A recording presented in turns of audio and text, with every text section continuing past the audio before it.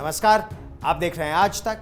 मैं हूं गौरव सावंत। रूस ने यूक्रेन के साथ जारी विवाद के बीच क्राइमिया में सैन्य अभ्यास समाप्त करने की घोषणा कर दी है। समाचार एजेंसी एएफपी के मुताबिक रूस ने अपने सैनिकों को क्राइमिया से वापस बुलाने का ऐलान किया है।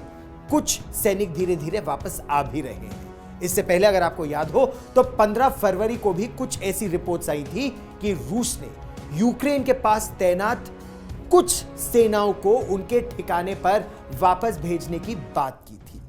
रूस हमले की बात से लगातार इनकार भी कर रहा है। कह यह रहा है कि यह पश्चिमी देशों का, अमेरिका का या नेटो का रूस के खिलाफ प्रोपेगेंडा है। लेकिन पश्चिमी देशों को रूस के इन दावों पर बिल्कुल विश्वास नहीं हो रहा है। यूक्रेन भी कुछ डरा, कुछ सहमा सा है।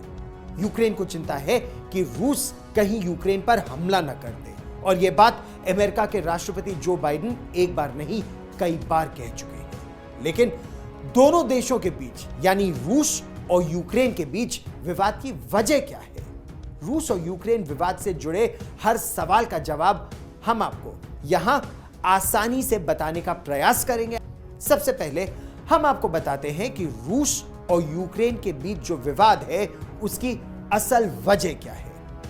इस विवाद की सबसे बड़ी वजह है यूक्रेन का नेटो में शामिल होने की इच्छा जाहिर करना। अमेरिका भी चाहता है कि यूक्रेन नेटो यानी नॉर्थ अटलांटिक ट्रीटी ऑर्गेनाइजेशन का सदस्य बने। बस यही बात है जो रूस को अखर जाती है। रूस ऐसा बिल्कुल नहीं चाहता।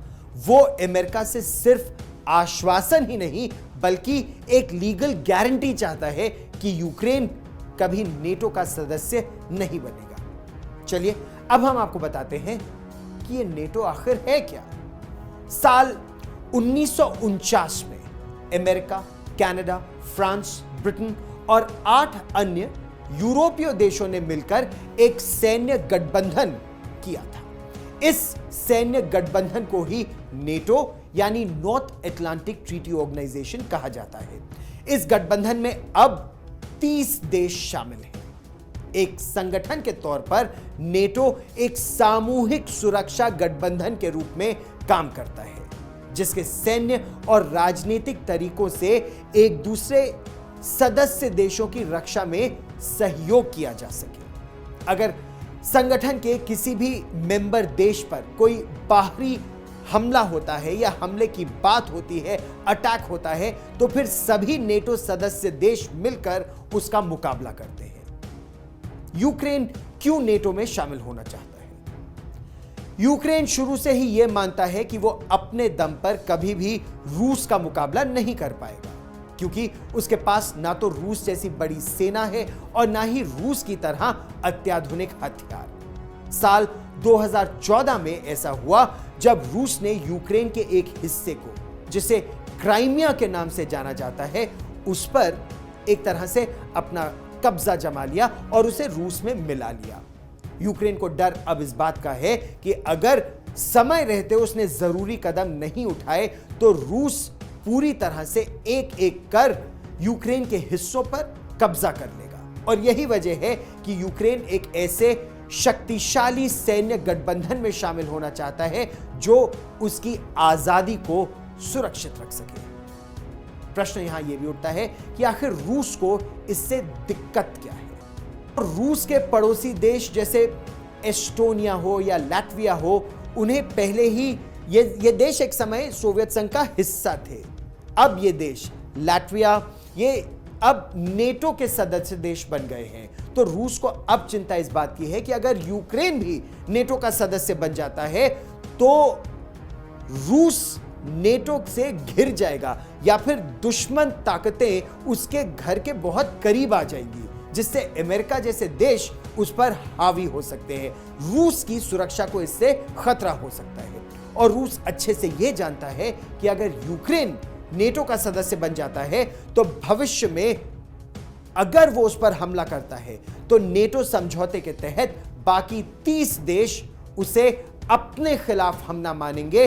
यहां एक दिलचस्प बात और भी है। नेटो का जन्म ही रूस से निपटने के लिए या सोवियत संघ से निपटने के लिए हुआ था। हम आपको एक बार फिर इतिहास में लिए चलते हैं। साल 1939 से 1945, यानी ये वो दौर था 1939 से 1945 जब सेकेंड वर्ल्ड वॉर या दूसरा विश्व युद्ध चला था। इटली और जापान के खिलाफ अमेरिका, फ्रांस, सोवियत संघ, ब्रिटेन इन सब ने मिलकर युद्ध किया था। लेकिन साल 1945 में अमेरिका ने जब जापान पर परमाणु बम गिराए तो इसके बाद दूसरा विश्व युद्ध तो खत्म हो गया, लेकिन सोवियत संघ को यह बात सही नहीं लगी और प्रश्न यह भी उठा कि सहयोगी होने के नाते अमेरिका ने उसे यह क्यों नहीं बताया कि उसके पास इतने घातक हथियार थे और वो इनका इस्तेमाल इस महायुद्ध में करने वाला था। बस यहीं से अमेरिका और रूस के बीच कोल्ड वॉर की शुरुआत हो गई। दोनों में दुनिया भर के देशों को अपने पाले में करने की एक तरह से होड़ सी लग गई और इसी समय नेटो का जन्म हुआ। अमेरिका ने 12 देशों के समर्थन से नेटो बनाया। आज 30 देशों का ये एक मजबूत संगठन है। अब हम आपको बताते हैं कि भारत के सामने इस समय समस्या क्या है। यूक्रेन को लेकर अमेरिका और रूस के बीच हालात बेहद तनावपूर्ण हो गए हैं।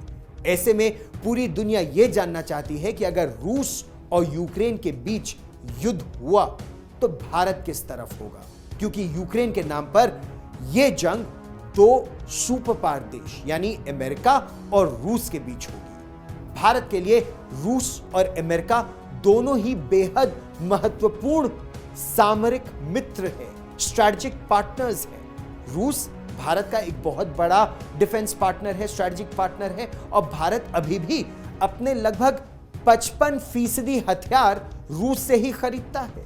तो वहीं अमेरिका के साथ भारत के संबंध पिछले करीब 10 वर्षों में बेहद मजबूत हुए हैं और प्रगाढ़ हुए हैं ये संबंध। और यह जानना बहुत जरूरी है कि एशिया के जिस देश में यूक्रेन ने सबसे पहले अपना दूतावास खोला था वो देश भारत था। भारत के यूक्रेन के साथ बहुत ही मजबूत व्यापारिक, रणनीतिक, राजनयिक रिश्ते हैं, यानी भारत इनमें से किसी भी देश के साथ अपने रिश्ते खराब करना नहीं चाहता और यह जोखिम बिल्कुल नहीं उठाना चाहता। आपको यह वीडियो कैसा लगा, आप अपने कमेंट्स हमें जरूर भेजिए और साथ ही ऐसे वीडियोस के लिए सब्सक्राइब करें हमारा YouTube चैनल आज तक।